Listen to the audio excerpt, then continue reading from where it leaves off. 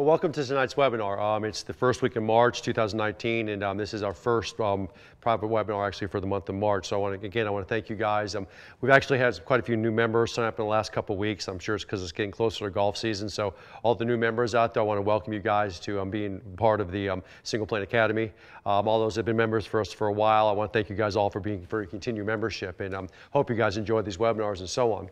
You know, for the last few months, we did a whole winter training series. We did it came down to 8 webinars that we did throughout the winter training, things you could do inside and so on. And now we're starting to roll into the spring, obviously. And I'll be honest with you, we've had schools in Orlando. In the last few schools, it's been 85 to 90 degrees. We've had some schools out in Phoenix. This last one was beautiful weather. The one before that, it snowed and rained on us a little bit out there. Yes, in Phoenix. But, you know, we're rolling into the spring. Give it less than a month. We got the Masters coming up. So, you know, we're getting there. So anyway, like normal, tonight, I'm going to go through a few of the reminders and a couple of the promotions we have, just especially members promotions. And then tonight's going to be Wedge Night. We're going to talk about, you know, we've kind of designated March, or a lot of March, as Wedge Month, meaning we're going to talk about some issues with wedges, some things with wedges. You know, we'll get into that here in a second, but let's talk about some announcements first, and we'll get into the topic for tonight. First things first, kind of like normal. The summer schedule is out. So our summer school schedule, that would be the May, June, July, and even part of August. I think it even rolls a little bit into September, but May, June, July, August, the schedule is out. You know, we only have 3 more weeks of schools left between Phoenix and Orlando. We go down to Phoenix and Orlando next week, and then every other week after that, we have another camp, and then we're done. We're done with Phoenix and Orlando for the spring.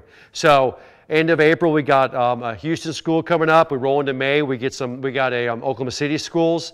We have a Chicago mental game or alert attitude of a different school. We're going to Seattle. We got some Oklahoma City schools, Chicago schools. We're going to Seattle this summer. We got Connecticut.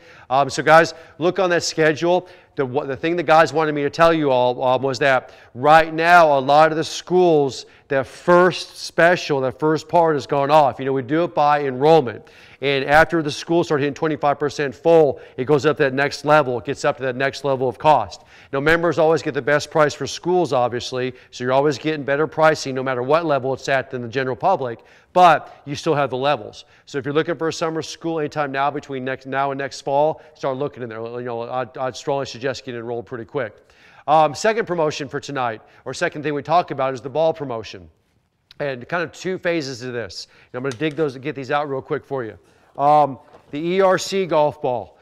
This is the new golf ball that Callaway came out with, the ERC that has the triple track. You guys are hearing a lot about this. I'm sure you are on TV. We have the buy 4 dozen for $135 for this special. We are the only ones in the world that are offering that. Nobody else is offering that. I kind of got blue on blue here, but so that's the ERC specials there, okay? There's yellow, there's white, so yellow and white. ERC special, it's buy 4 dozen for $135. That's saving you 30, 40 bucks for, you know, about 10 bucks a dozen, or if not a little bit more. This special ends next Friday. Okay, so I want you guys to make note of that. This special ends next Friday. So the $135 for 4 dozen ends next Friday. It's a great golf ball. It's a new one they released. You guys are hearing tons about that. Now, all these specials I'm talking about, you guys are going to get an email after this with links to these specials in there, okay? But if you guys, this is only going to, again, run through next Friday, then that special's over, okay? Now we have the special of the buy 3 dozen, get a dozen free, and the Chrome Soft. These are the same special kind of thing we ran last year. Normally these run, so basically they run $45 a dozen normally, but it's buy 3 dozen, get 1 dozen free. And it comes down to $135 for the 4 dozen. These have to be personalized. Again, if you see the link for that special, you can get on there, and you'll understand it and so on. Had a lot of people buying these, okay? Now this promotion lasts a little bit longer. This is about 30 more days. So it's not such a crush on this one, but here's the issue I'm going to tell you all. I know last year, and I've been warned this year, that as soon as basically the middle of March, end of March hits, people will start buying tons and tons of golf balls this golf season. So they will get back ordered at a certain point. Callaway can only do so much. So I'd get in pretty quick on that if you're interested in those too, okay? And then the last one is our TrueViz. And this is the TrueViz ball, the Mo Norman specialty ball, the TrueViz. Now, This is the one that actually has the Canadian leaf on it. It's got Mo's logo on it. It's a special TrueViz for this year. Now, I promised you guys this. I promised you that I would not release to the public. This is for members only, this golf ball. Now, this isn't part of those specials, okay? This is just a specialty ball. It's a collector's item that we put out one different one a year. This is the one for this year. Now, I'm going to do this private only for the next couple weeks. I have a few dozens left. If you guys choose not to get this, I'm going to release the rest of the public. I plan on running out of these by the end of March. I don't want them on storage anymore. By the end of March, I'm going to have these gone, okay? It's kind of a special deal Callaway did for us, but there will be a link on there too. But this is that specialty ball. Remember the one we had last year? The Mo Norma signature ball we had last year went up to 135, 140 bucks a ball for that, literally a golf ball. These are very popular too, okay? So if you want these, you'll see a link to that also. All right, well, let's get into it. Let's talk, this is Wedge Month. And the reason why I kind of picked Wedge Month, the reason we kind of talked about this was for this factor that, you know, we have in the last few months talked a lot about putting, indoor putting, and things like that. And obviously the most important club in your bag is your putter, okay? For scoring in general, I mean, if you come to anybody, any good player, anybody, and say what's the most important club in the bag, it's their putter. If you don't putt well, if you have issues with your putter, if it doesn't fit you, things like that, almost half of the game you're behind the 8 ball on already, okay? And we talked about this for the last 3 or 4 months. We talked about that putter. And I would hope that every one of you right now out there has got a fit putter for you, okay? If you don't, get online, get those fittings in.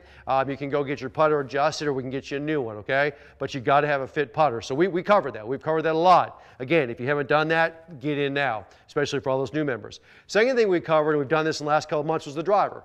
You know, we've talked about the fitting of a driver, a little bit about that. We talked about the new Epic Flash and so on. That's actually, to be honest with you, is the second most important club in your bag. First one's the putter, second one's the driver, okay? And we talked a lot about that. Last couple months we talked about the driver. You know, we had the specials ran for the Epic Flash, and for you guys, that introductory offer for the Epic Flash is still out there for the members. It's not for the public, but for the members it's still going. But you know, we can help you individually with that also. So now we're to the third most important club in your bag. And there's no question about it. The third most important club in your bag is your wedges. Now, you want to say club one club? It's hard to say that. If you said one club, I'd say it's probably your most lofted wedge in your club. You know, your 60 or 58 degree wedge. But we're going to talk about wedges. These are the clubs that you use for most people inside 100 yards. For some of you out there, it might be 50 or 60 yards and in, but it's the wedge part of your bag, okay? And what I'm going to do tonight is I'm going to talk about what I think you should carry in your bag. In other words, your set makeup, it should be in your bag. And then I'm going to talk in specifics about the specific wedges and there's more of the specialty wedges, like the Mac Daddy wedges, you know, even the Vokey wedges, things like we're going to talk some more specifics about that, the lower end wedges on the bag. Talk about why they're so important to have made a certain way. We'll get into that. And then if we have time, and I assume we will, I will actually get into, or I'm going to try to, talk to you about some fundamentals of good wedge play, as in some pitch shots, some flop shots. And if the wedge is designed correctly for you and is built correctly and it fits you right, these shots, I'm not going to say are easy, but they're easier, okay? Because here's what it comes down to. So many people go out there and they tell me they have difficulty hitting flop shots or pitch shots or even bunker shots with the wedges in their bag. I pull out their wedges and they don't fit them. I mean, they flat out don't fit them. Now, I've been lucky. I've had time and I've spent numerous days and hours and days with Roger Cleveland, with Mr. Vokey, with Bob Vokey. I've actually, when I was on tour years ago, I actually was up in Syracuse, New York, and I was at an event, and Mr. Vokey came out, and at that time I was sponsored by Titleist, this was years ago, and he came out and he pulled the wedges out of my bag. I walked the tour trail with him, and we talked wedges. We talked for a couple hours, and he ground the wedges, and he ground them down, and he did the grind, and he put lead tape on them, he did this, he did that, and I went and tried them again. I spent about half a day with them, figuring out what wedges I want, what worked for me. That was years ago. I mean, that was literally, man, 13, 14 years ago, maybe even longer. They have changed wedges dramatically since then. At that time, you had to hand grind your wedges. You had to do a lot of things. You had to make them the line angle you wanted. If you wanted added weight on them, you had to do that. I mean, there was a certain way the wedges kind of came off the shelf and that was it. They have changed dramatically over the years, especially the past 5, 6, 7 years. The ability to get different types of wedges now has increased dramatically. And a lot of you guys, if you go online, you've seen that. You've gone online and you say, man, you call me up and go, look, what are these different grinds? What are these different bounces? I don't understand all this. That's what we're going to talk a little bit about tonight, okay? And then in the past couple of years, I've got to spend a lot of time with Roger Cleveland. Now, the history of Roger Cleveland is, obviously, he was the founder of Cleveland Golf, and this was many, many years ago. He went into the company, and he didn't design Cleveland Golf as a wedge company. Cleveland Golf was a golf club manufacturing company, still is to this day. He is known as a master club professional, or he's actually a master club fitter and master club designer. Roger did not just do wedges.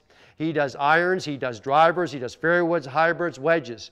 Would I say wedges is a specialty? Yeah, I mean, it's because it's the club that you do the more artistic work with. You do the most, it's the club you do a lot more design and work with wedges, and so he loves the wedges. But he's the guy that is, in the golf industry, I don't know a percent, but a large percent of the clubs in the golf industry had some foundation or some characteristics that Roger had designed.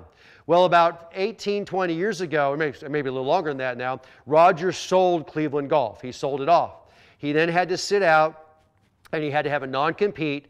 As soon as the non-compete came out, Callaway grabbed him, and they brought him in. And they didn't bring in Roger just to design wedges. That wasn't it. They brought Roger in to help design their clubs, their Big Berthas, their X Series, their hybrids. I mean, Roger came in to do all this work with them. He's a master club guy. That's what he does, okay, a master club builder.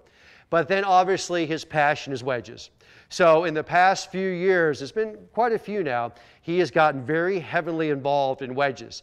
And that's probably what a lot of you guys see in the fact that he works with Phil Mickelson. He works with a lot of professionals on wedges. But before that, and if you watch my video online with me and Roger, he talks about working with Lee Trevino, with Walter Hagen. He talks about a lot of guys. He never spent time with Mo, but he was around Mo, and he watched what Mo played, and he talked to Mo about his wedges and things like that. He never designed wedges for Mo, but he talked about being around them and all the pros of that time. So he's been heavily involved with wedges and wedge play for years. I mean, years and years and years and years.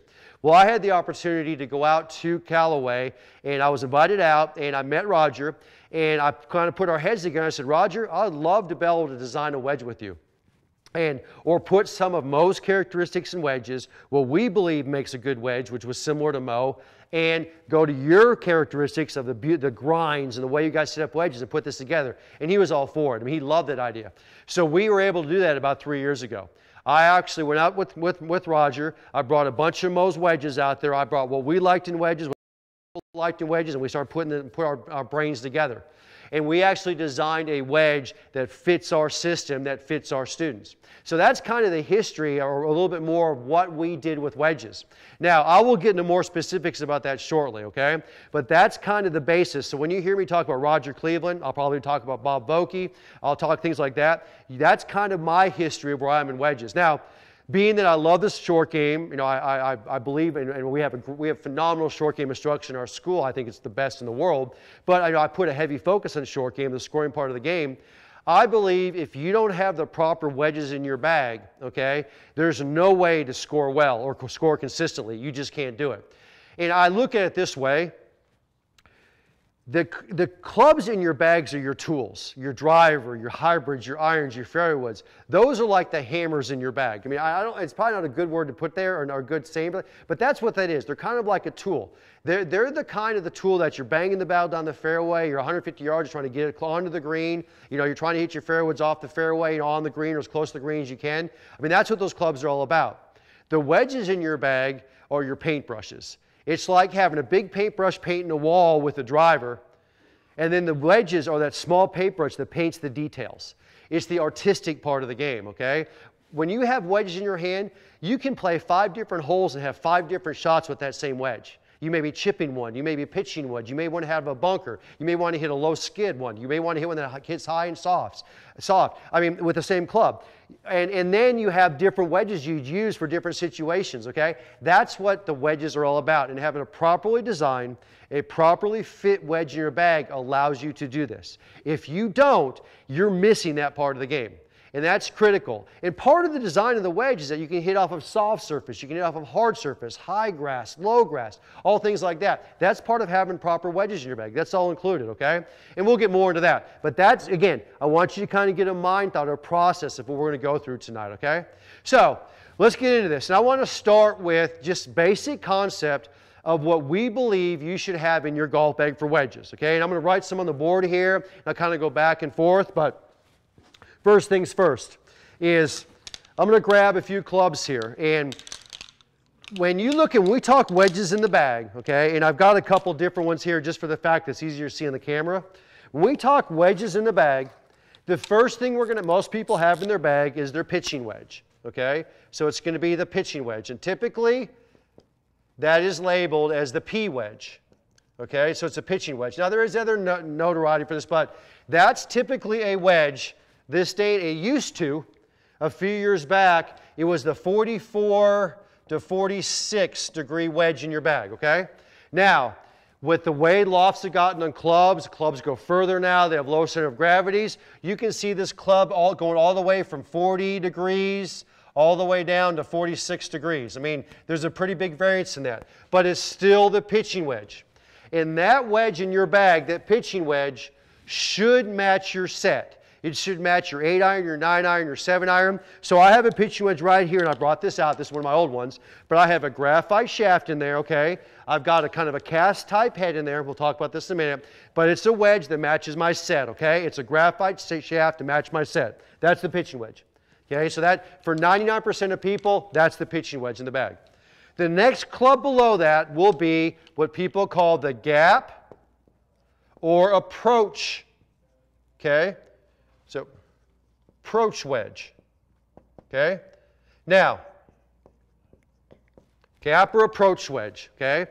Now, just think of gap or approach. You'll see it as the G or the A. Different companies have different symbols for it, okay? That's typically the club that's around 50 degrees. Now, it can vary from between 48 to 52, but this is the club that fills the gap between your pitching wedge and, for most people, their sand wedge. This is the gap or the approach wedge, okay? Think of it as the G or the A wedge. Now, for most of our students, for most of our customers, that club will also match their pitching wedge, their 9-iron, their 8-iron, their 7-iron. So right here I have a gap wedge, steel or graphite shafted, okay, that matches my clubs in my bag. For most, that's going to be graphite shafted that matches the clubs in the bag. Now, for some guys that have a little bit higher swing speed or want a little more spin on that club, we can start putting a softer, forged type head, and we'll get into that in a second. But for most, that club is going to match the set. Now, below that, we have the sand wedge, okay, and the lob wedge. Now, let's talk about the sand wedge first.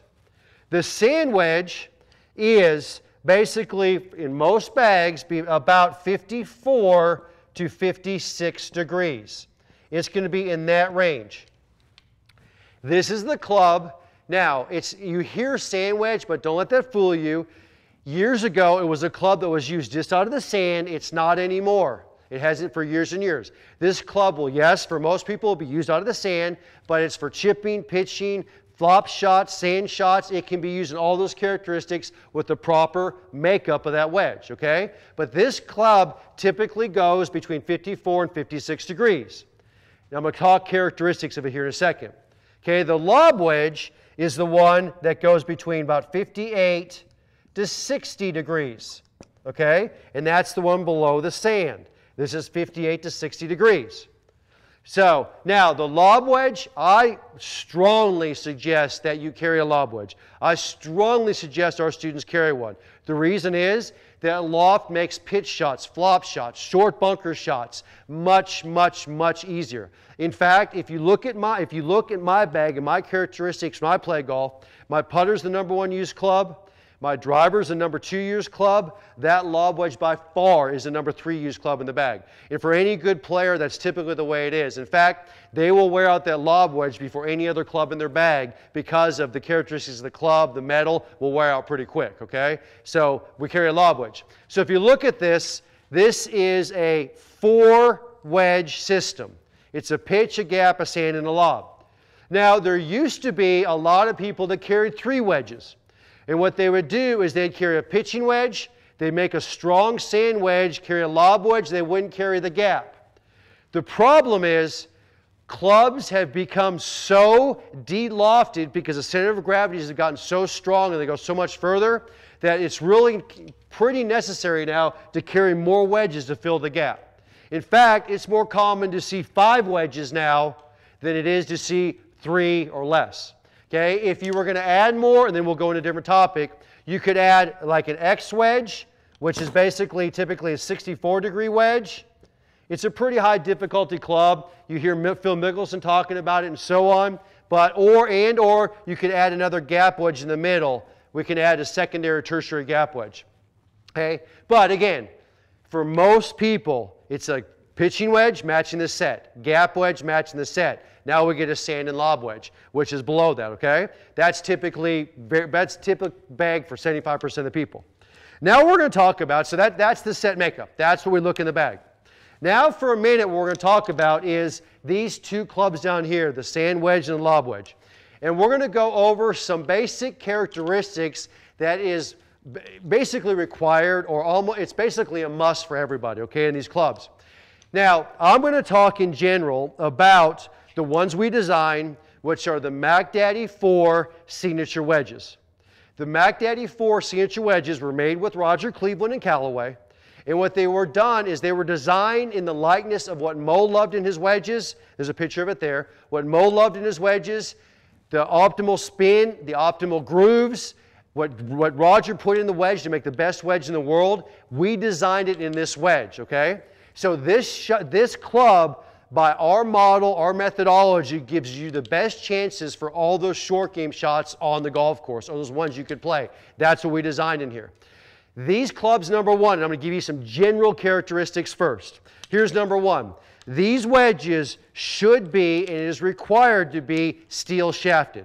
In fact, you can't get a Mo Norman Mac Daddy 4 signature wedge that's not steel shafted. It's not going to roll out of Callaway. We want steel shafts, and we absolutely require steel shafts in these clubs. The reason is number 1, we've got to get weight in these clubs. One of the biggest problems in golf, and I see this every school we go to, or I see this in lessons all the time, is you get students out there that say, I'm terrible out of the bunker, I just can't hit these flop shots, or I can't get through this high grass, and they've got a wedge with a graphite shaft in their club. Well, here's the problem. The average graphite shaft in a wedge being that short, the average graphite shaft might weigh 40, 50 grams at the most. I mean, even high would be 60. When we're talking steel shafts, we're talking at least 90 to 100 grams, if not heavier. So a majority of the weight of this wedge is in this shafting.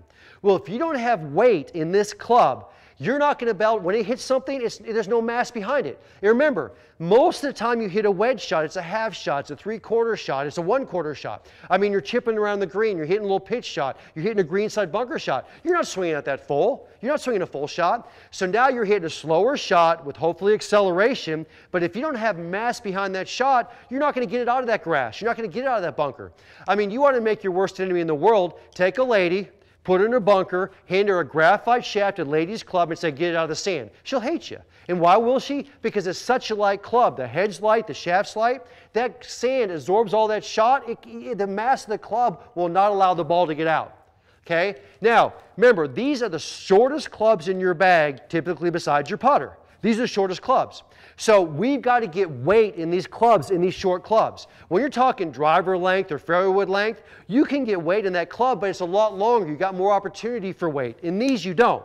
So we've got to get weight in a small club. Number 1, we've got to get steel in that club. No doubt about it. So your sand wedge, your lob wedge, no ifs, ands, or buts about it, must be steel shafts, and they must have weight. And the reason I bring that up also is there is some steel shafts out there that some wedge companies put in their clubs They call them wedge flex. They call them some other things. It's not Callaway. It's not, but they'll call them kind of funny names, and they're very light steel. They're a cheaper steel. We don't allow that in these clubs. That's not going to happen in these signature wedges. We want the weight. We want at least 90 grams. Now, if you're a senior player, I would probably, or somebody that was kind of a weaker player, I might put a 90 gram in there, maybe a 95. If you're a stiff plex player or a higher player, like regular stiff or higher, I'll put 100, 110 in there, but it's going to have weight, okay? Even a lady steel, I'm going to make at least 85 to 90 grams. We want the weight. Okay, so that's number one, steel shafts. Here's number two. The head on this club is a forged type metal. It is a soft metal. It is not like the clubs in your bag, your 9-iron, your 8-iron, your 7-iron. Those are typically a cast type metal. For 99% of golfers, or probably 95% of golfers, those clubs are made out of, or cast clubs.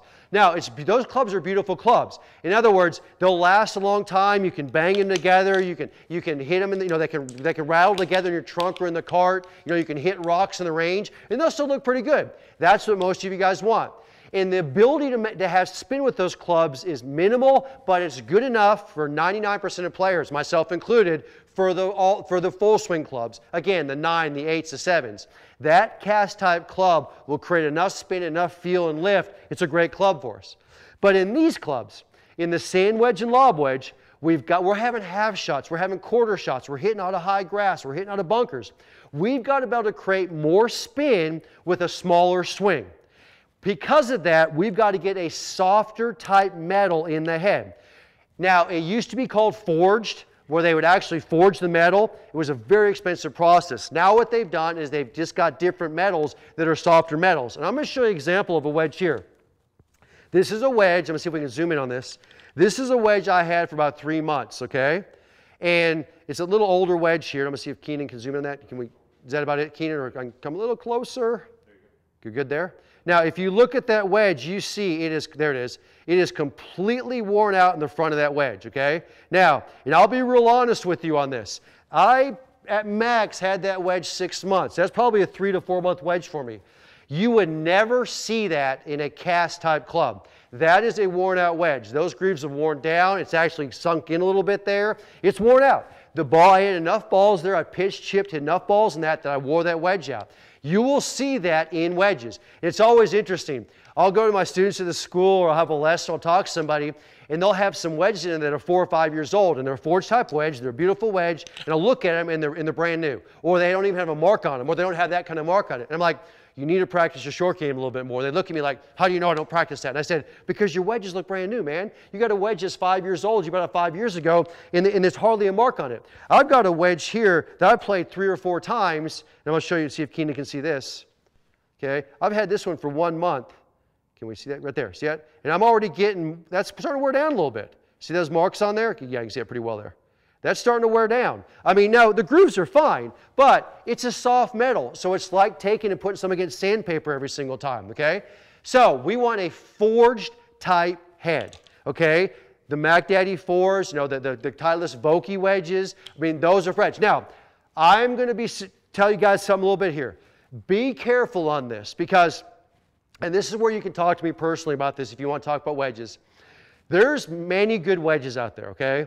But there's a lot of them out there right now that say they're softer metal and they are not. I'm not going to bring up names right now. I'm not going to bring companies' names out. I don't want to do that.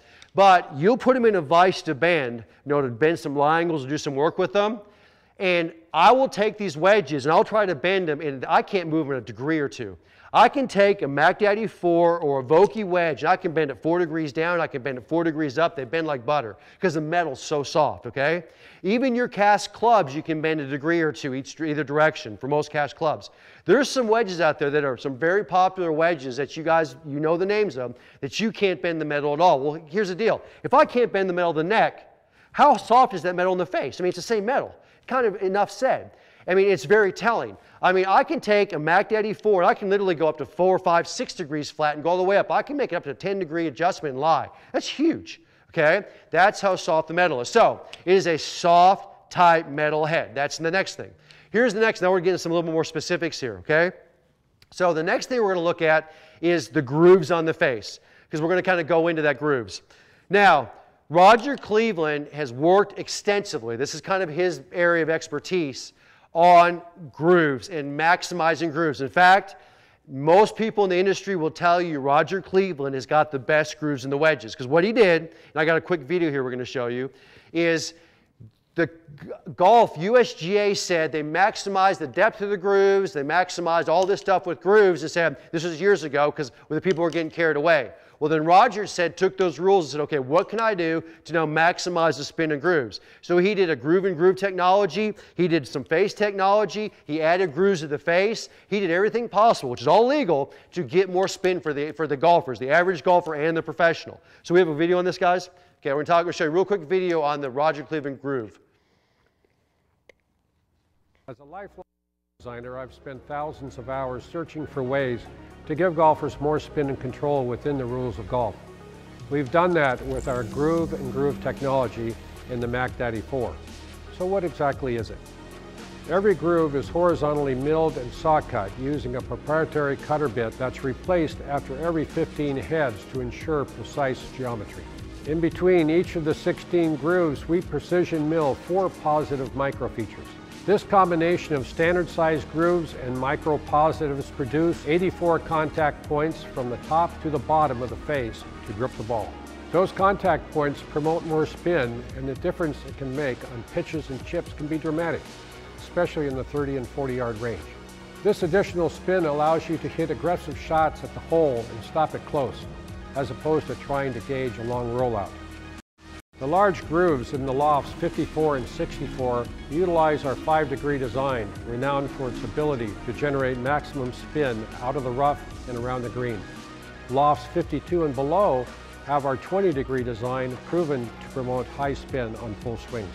Find out how much extra spin and control you'll get from the groove and groove technology, and see how many strokes the Mac Daddy 4 will save you.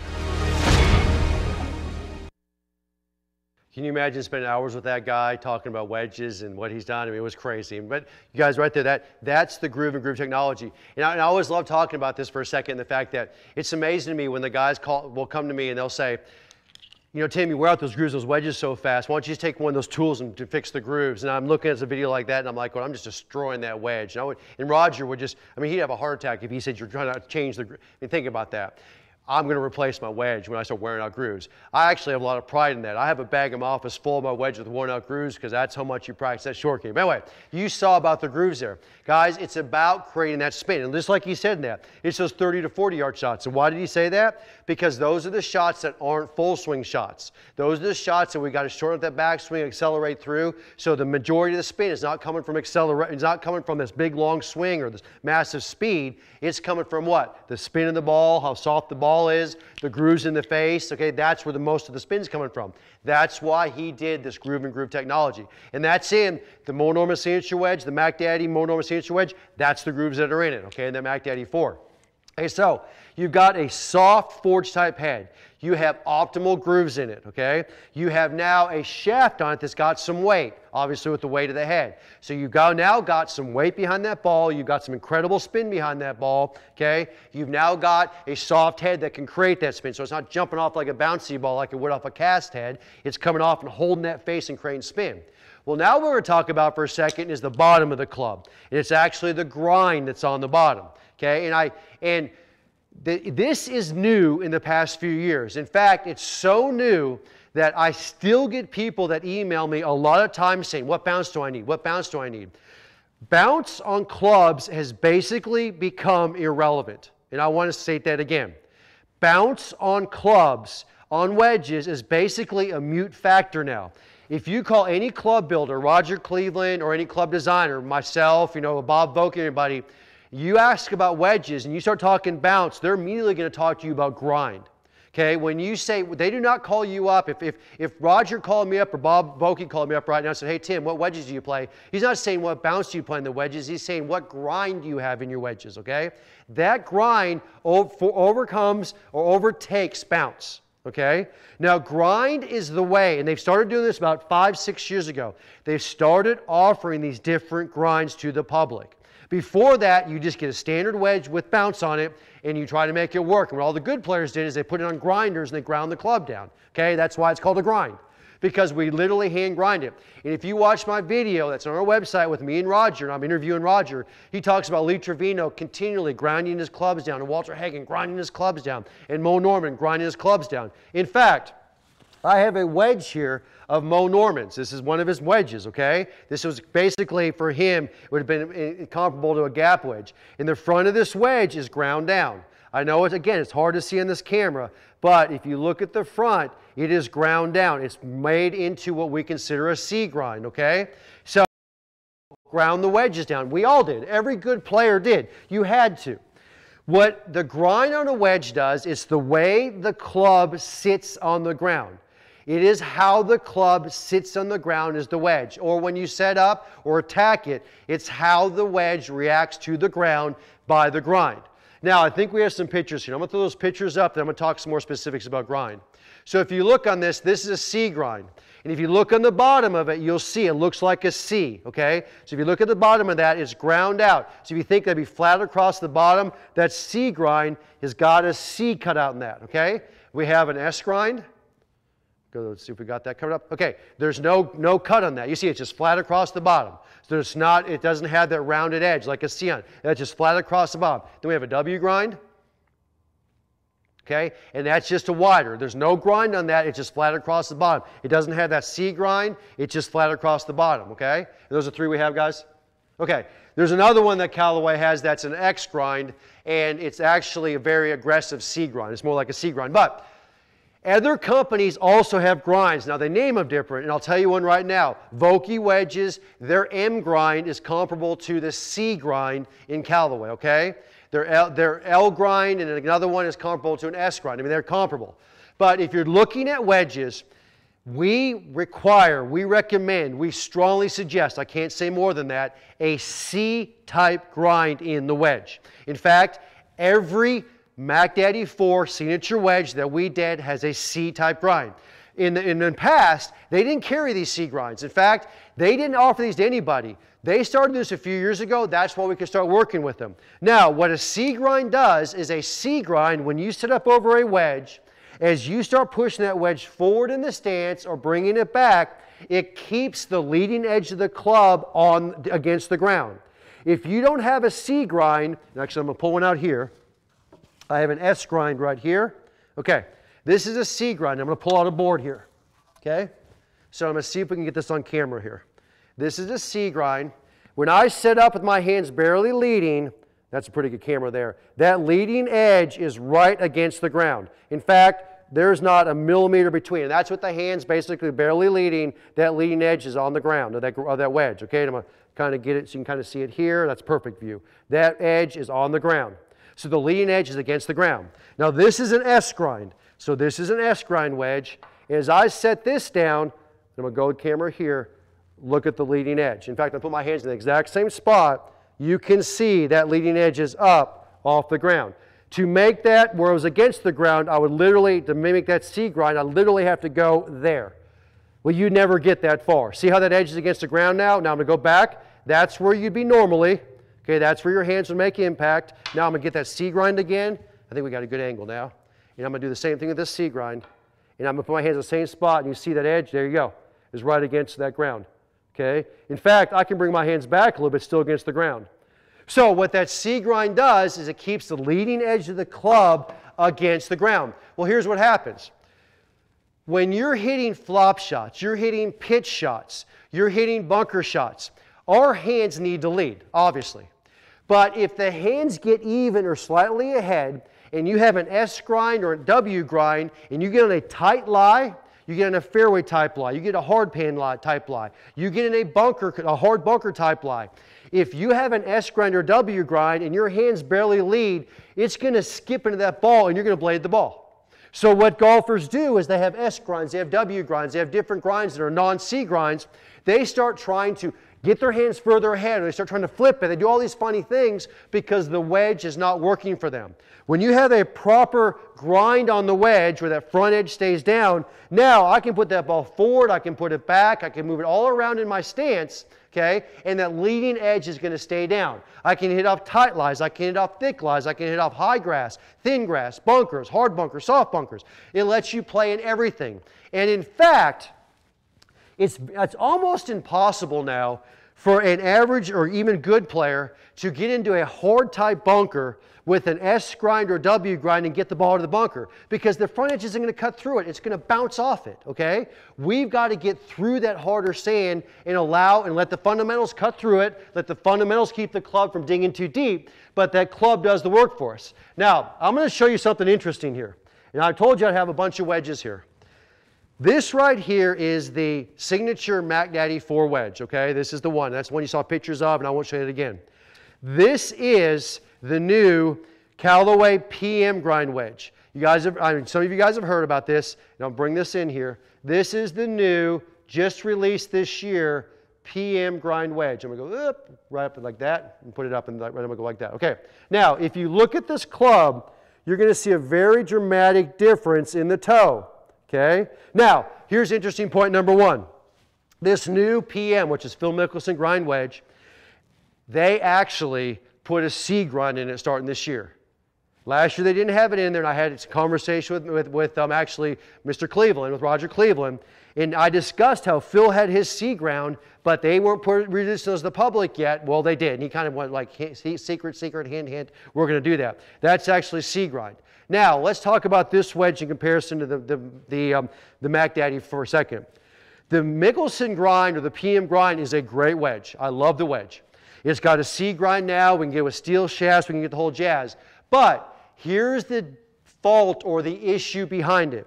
It has an extended toe on the club. It's a very high toe.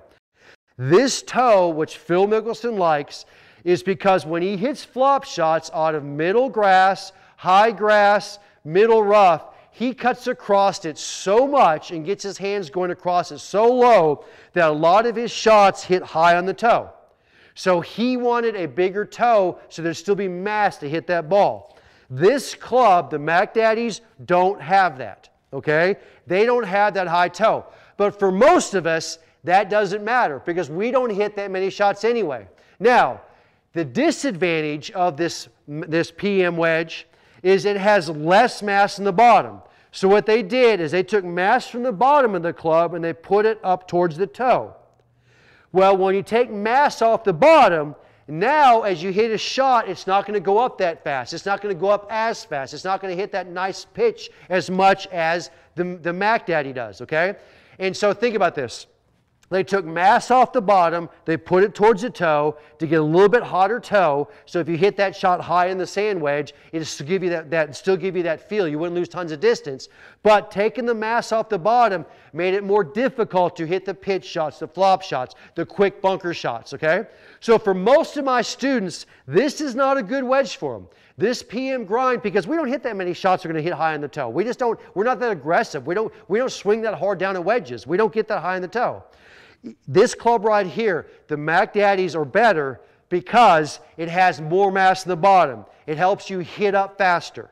It helps you get that pitch shot easier, okay? Those are a better wedge. Now, I can discuss that privately with you if you'd like, or, or one-on-one, but unless you play in tons of high rough, unless you have no problem hitting pitch shots, unless you have no problem hitting flop shots, unless your concern is that when you hit up high in the toe, it kills the shot, and it comes up short of the green, and you do it all the time, then I'm going to walk away from that wedge and I'm going to go to this Mac Daddy 4. Or I'm going to recommend that, okay? With the C grind. Both have C grind. They both have that perfect grind in there now, but there's a couple of different reasons for characteristics behind them, okay? So I didn't want to bring that up.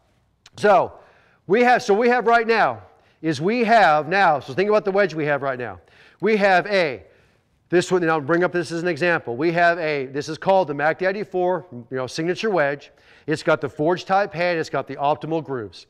It's got a steel shaft for weight. So we got weight with mass with spin. Now we got that C grind on the bottom. That C grind allows us to keep that leading edge on the ground. Whether it's really tight, so guys, you're not going to have much problem hitting these shots out of middle rough or some rough. Most people don't have problems with that unless it's really thick because the club can slide under it. The problem you have is when you hit it off that fairway shot. Guys, think about it. The dreaded shot in golf. 30 yards out, a little bit into the green, hitting a little flop shot over a bunker off a fairway. A lot of you guys right now are getting sweats thinking about that. Like, this shot allows that, okay? Because it's built for that. It's built for all shots, including that. It's a great bunker club. That's what this is for, okay? So we've got that Mac Daddy in here. Now, with that C grind. Now, the next characteristic on this wedge, we'll just talk about them real quickly, is that obviously we have our grip on there, our grip built to your hand size. Now, so that's pretty much a given.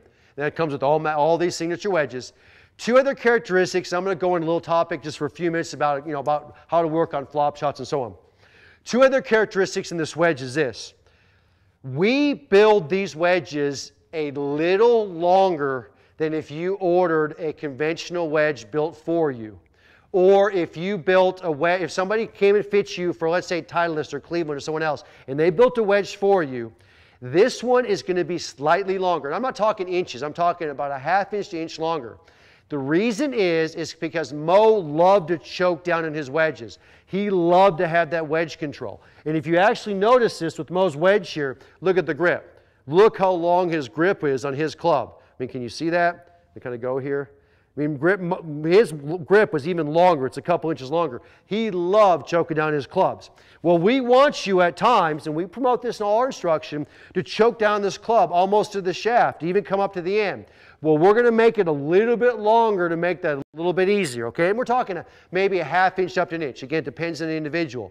So the Mo Norman signature wedge is a little bit longer than conventional, just a little bit. In fact, a lot of you guys wouldn't even know it unless you set it against the other wedges, but we do that for a reason. Kind of makes choking down easier. We want to do that. The second thing on these wedges, and this is just good wedge characteristics, and Roger Cleveland will talk about this in a second. He loves talking about this. A good sand wedge and lob wedge is a little bit flatter than what's in your bag. So let's say your pitching wedge, your sand wedge, your pitching wedge, your gap wedge, maybe your 9-iron, 8-iron. Let's all say, and I don't like to say it this way, but let's say they're all 1 degree flat as standard. I mean, there's no industry standard, but let's just say, you guys would understand this, they're 1 degree flatter. This club is going to be up to 2 to 3 degrees flatter depending on your characteristics, your height, your wrist to floor. Anybody out there who's ordered signature wedges from us before, I took care of that for you. And you can look actually at the specifics of it and you would see it. If you look at the spit sheet, you would see that. But wedges are a little bit flatter, and the reason is it allows us to set up over the shot and start lowering the hands when we need to, okay, choking down in the club, which causes you to lower the hands. That allows you to do that easier, okay? Most wedges were flatter than his clubs in his bag.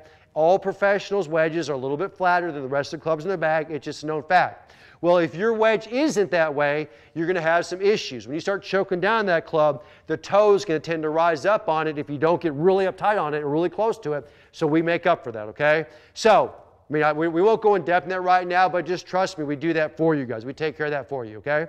So, the length of it set for you, the lie angle of it set for you based on your height, the wrist to floor measurement. We have a soft forge type head. We got optimal grooves on it. We got a C-type grind. We've got our grip on there. We've got the perfect wedge made. We suggest that in every sand wedge and lob wedge in the bag.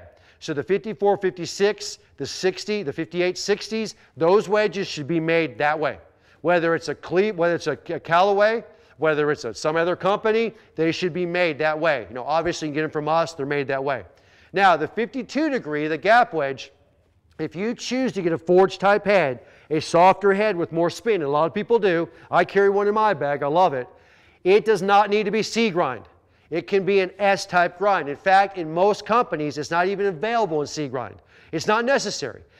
You're never, ever, very seldom going to take a gap wedge and then open it up and hit flop shots, or not open it, move it forward in your stance and hit flop shots, or hit it out of, you don't need that type of shot with that club. That's more of a 3/4 to full swing shot. So an S grind, a standard grind is good in that club. But the sand and the lob need to be and must be a C type grind, okay? That's what it is. So that's the way these clubs are made and produced. That optimizes the ability to use this for the maximum amount of shots that you will have around greens or inside 100 yards. Now, let's talk about, just for a minute, we got a few minutes left. We probably got 10 minutes left, guys. We're probably pretty good. Let's talk a little bit about here about how to use the wedge. And I'm going to show you a little bit of wedge charting here, a little bit about that, okay? This is the short game board, okay? And I'm going to talk about it for 2 seconds. This is a short game board we created years ago. And basically what this board shows is the top of the board has ball position, the bottom of this board against your feet has feet position. So as you see on here, I have, and tonight we'll talk about pitching and lob shots. We got a P for pitching and an L for lob shots. So the width of the stance is going to be basically as wide as this board here, okay? And now ball position. So ball position for a pitch is going to be about middle of the stance, and as we start getting a lob shot, it starts working forward. Now, the one difference on this board is I actually have marks. This is one of my boards. This is one I use personally for practicing. It actually has marks on there for the yardage I hit from that spot. And I'll talk about that here in a second. So I'm going to set this board down.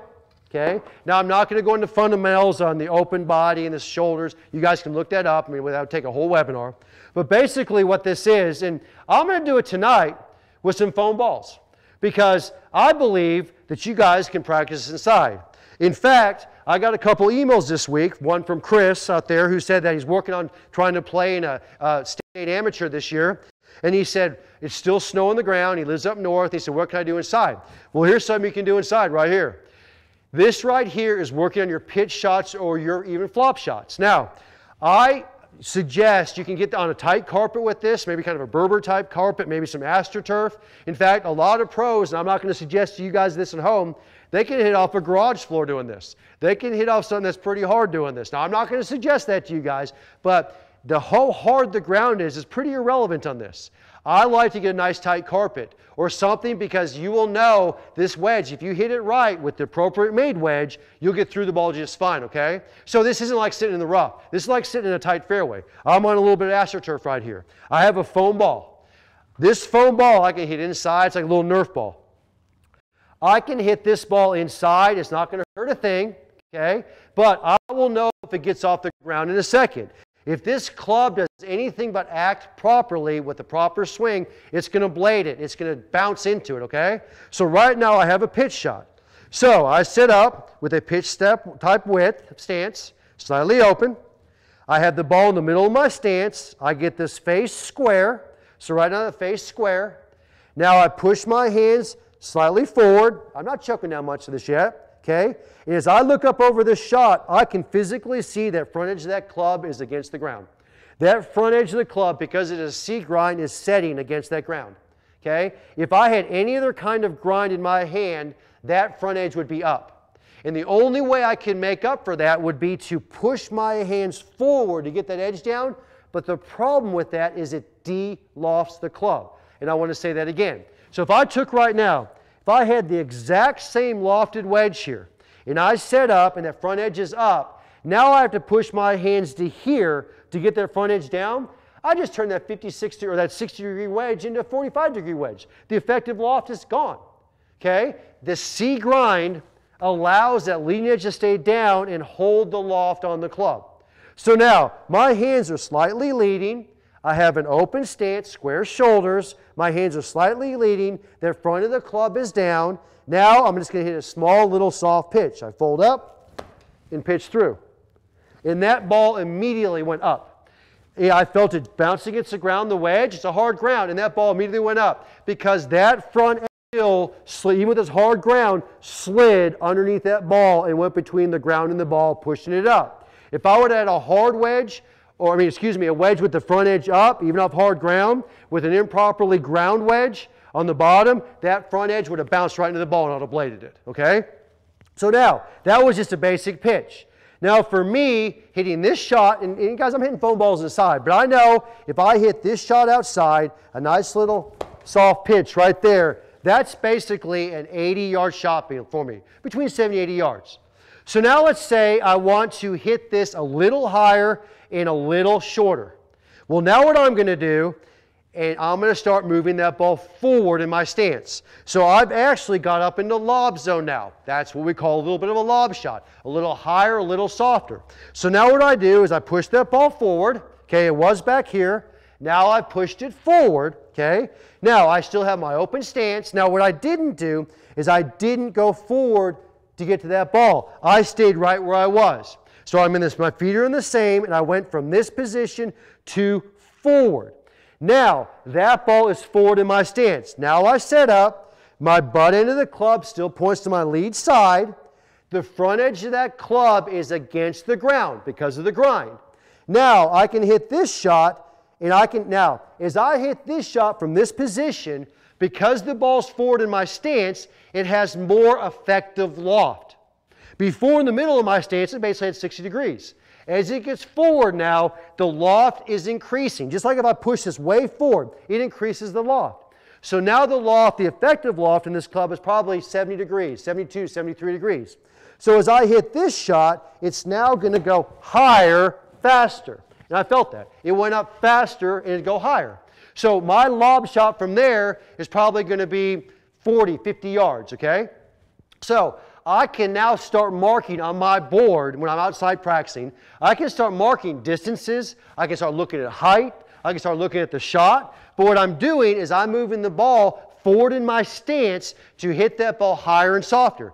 Guys, you watch Mickelson on TV. You watch these big boys on TV hit this flop shot, okay? So I'm going to do this for you guys right here, okay? And I'm going to take Mickelson's wedge out. So I got his wedge in my hand, okay? And I'm going to sit there with this ball, and I'm going to hit one of those Mickelson flop shots right here. I'm going to do it. Guys, I got this club in my hand, okay? And I actually right here have a 60-degree wedge. In fact, I'm going to do something different here. I am going to pull out, because you guys will love this, I got a 64-degree wedge. So I got a pure Mickelson wedge here. This is Mickelson Deluxe right here, okay? So I've got a 64-degree wedge. I've moved now. He's going to hit that flop shot that jumps over top of the head, or he goes straight up in the air. You know, you see Roger Cleveland standing right here, and it goes over his head. You've watched that. This is what he does. Mickelson will push that ball outside his left foot, okay? So that ball now, this is the middle of the stance. It's outside that left foot. It is so far outside there now, the effective loft in that club is basically 85 to 88 degrees. It's basically laying on the ground. So if you look at that club right now, that club is basically laying on the ground. Now, if you notice, that front edge, back it up a little bit, is still against the ground. If I had an improper grind on that, and do that one film, we just did that right there again, guys, that front edge would be up like this, okay? But notice, with my hands leading right there, that front edge is still down, and look at that effective lie. That is, I mean, look at the effective loft. That is crazy. That's basically laying flat in the ground. Well, you wonder how Mickelson hits that forward. Now, here's the issue. If I back this up in my stance and say, right there, guys, it's perfect. If I back that up in my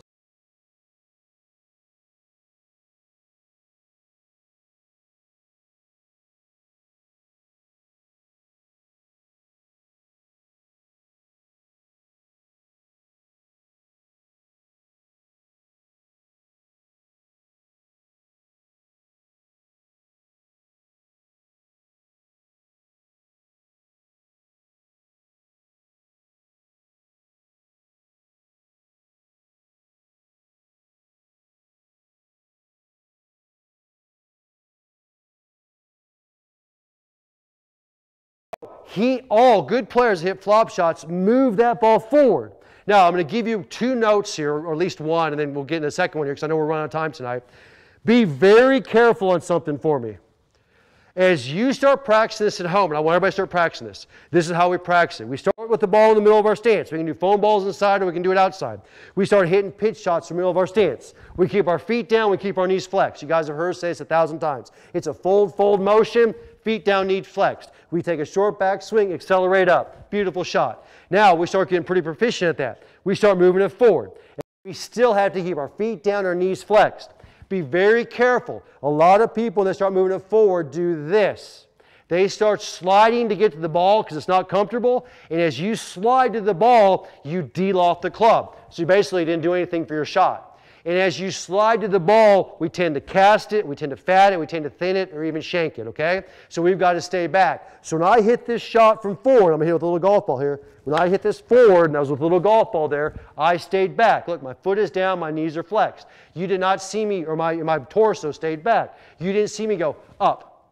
You watch the big boys on TV, they hit that shot, and you watch them standing here like this. They're literally like almost leaning backwards, okay? You'll never see them go, whoop, and hit a flop shot and stand up. They're staying with the leg in their hands ahead, getting the club to the ball, and then letting it follow through. So, as you saw, I know we went through this pretty quick, guys, you guys are members. You guys can refer to all the membership. We got tons of this information on our membership site, tons and tons and tons about flop shots and pitch shots and different short game shots. It's on there, okay? But Guys, what you saw in this, I had the ability with the proper wedge, with the proper grind, with the way it's set up for me, for any of you guys out there, you have the ability to start pushing that ball forward. You can do it on tight lies, you can do it in the bunker, you guys can do it on a lot of grass, you guys do it in thick grass, you have the ability to do this. If you don't have the right wedge in your hand, if you don't have the right grind, if you don't have the weight behind it, if you don't have the spin behind it, all this is irrelevant. That's what I'm talking about. Now, I can go hit flop shots, I can hit knockdown shots, I can hit pitch shots. You can do all kinds of different shots with this. In fact, with these wedges, there's nothing out there you can't do, okay? That's the point of this. So this really what we talked about tonight. I know we went through a lot pretty quick, but this is really kind of the start of Wedge Month. I wanted to talk about what the wedges were, how we made them up, what the big deal is about them. Guys, you're going to get some links after this, okay? You're going to have some links. It's going to be, obviously about our golf ball specials and so on. But there's also going to be a club fitting link on there that you can go. And if you're interested in wedges, or you want to know how how your club should be built and so on, go fill out that club fitting link. I will email you back your club fittings, and then just email me. We'll have a little conversation. We'll talk about wedges specifically. Because here's the deal. I can't sit there and say, your wedge should be this long, and it should be this wide, it should be this. Here's why I can't do that. Because I need to know what type of wedges you have. If you email it back and say, I have these wedges, I can say, well, they should be like this. If you say, I want to get some new ones, I'll say, they should be like this. We'll talk very specific. I do this every day. I have no problem carrying a communication on with you about what you should have in your bag. That's basically number 2. Number 3, wear out your wedges. Okay? That's the disposable part of your bag. Okay?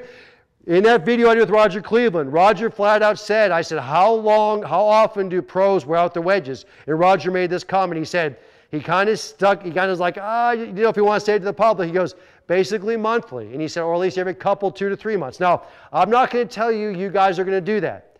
They practice with their wedges 3, 4, 5 hours a day with these wedges. They're going to wear out their wedges, especially their lob wedge. They're going to wear it out fast. I would expect, guys, if you're using your wedge correctly and you're practicing with it enough and you're using it like you should be replacing that lob wedge every year or 2. You should. It's just the club in your bag. You should. Wear it out. It shows you're practicing right. It shows it's creating the spin. It shows that you're using it right. If you're not practicing with enough or you're not using it right, okay? Guys, that's just that wedge, okay? You know me, I'm going to be the guy who's going to come in there and I want that thing new, fresh. I want a lot of spin in that, okay? So, we'll talk more about that. But there'll be a link in there. You can fill, and if your club fittings are already in file, many of you guys already have your fittings on files with us. If you don't need to update them, just send me an email or go on there and we'll just talk about wedges. We'll just say, hey, what do you have? You want some new stuff? You want to adjust what you got? Well, I'll give you recommendations, whatever. We'll talk about what's in your bag, okay? I love doing it. This is the fun. This is really, for me, the artistic fun part of the game. This is the part of the game that gives you guys a chance to score well at home. Let's be honest. Guys, we talk fundamentals of technique all the time, and improving there gets you the potential to score better. We know that. But if you don't have the right tools in the bag, it's like handing an artist paintbrush and cans of paint, and the only thing he's got is a big old brush, and saying, paint me a picture. He'd look at you and laugh. This allows you to create those different shots, to have those different shots, to be able to access those shots. It allows you to do that, okay? That's the fun part of this game. So, again, get a hold of me personally. We'll talk about that. I'll look through that. We can go over all those things for you guys. Now, right now, and I can say this on a private webinar, these these Mac Daddy signature wedges that were created with me and Roger under most characteristics, the beautiful wedge that we have here. I've had them out for a couple of years. The new one is the Mac Daddy 4, just released. Those run $159 a wedge. So per wedge is $159. They are going up. There it is. Thanks, guys. They're actually going up. Callaway, because this is what their deal too, has pushed me and pushed me and pushed me to raise the price on this. Any type of wedge that is handmade like these are at Callaway, minimal cost is $169. They're between $169 and $189 up to $209. And these are all handmade wedges. If you knows about the guy named Tony at Callaway who hand stamps and makes these wedges, he's making these too, okay? I'm holding the price to $159. They pushed me since the beginning of the year to push that up, okay? So I'm doing that. I can promise you they're going to go up in a few weeks to $169. Now, I know it's not a lot, but I've just been a lot of pressure to do that, okay? So we'll talk more about this in newsletters. Look at my articles that came out in the newsletters. I wrote all about this. The next webinar we have, we'll give a little bit more about this. We'll have other topics too, but we'll talk more about the scoring part of the game and the wedge part of the game. And we'll go. It's a lot of fun, folks. And if you got any questions, email me personally. We'll take care of it. Now, the last reminder for tonight is about Facebook. Am I right? So I want you guys to remind this of you guys, is if you haven't been part of our Facebook group, please join the Facebook group. And it'll be actually, you'll see an email coming out, is that right? They'll have on there how you can join our Facebook group. We have 2 groups in Facebook. We have the Graves Golf, which is just for the public. It's the general information. And then we have the Single Plane Academy Facebook group. And we've put some announcements out. I think we've had like 40, 50, 60 new signups, just new members. And guys, welcome in the last couple days. So all those that are on the Single Plane Academy Facebook group that have been there for a long time, welcome the new members. Be nice to them, okay? Be nice to them. The new members, welcome. We have a lot of fun. Love telling stories, love talking about things, just stuff in general on there, okay? We have contests on there. We do stuff all the time on there. We have a lot of fun. But you're going to get a link. So if you're not a member of the Single Plane Academy Facebook group, get on there. We have a lot of fun. It's just a real laid-back group. We have a good time.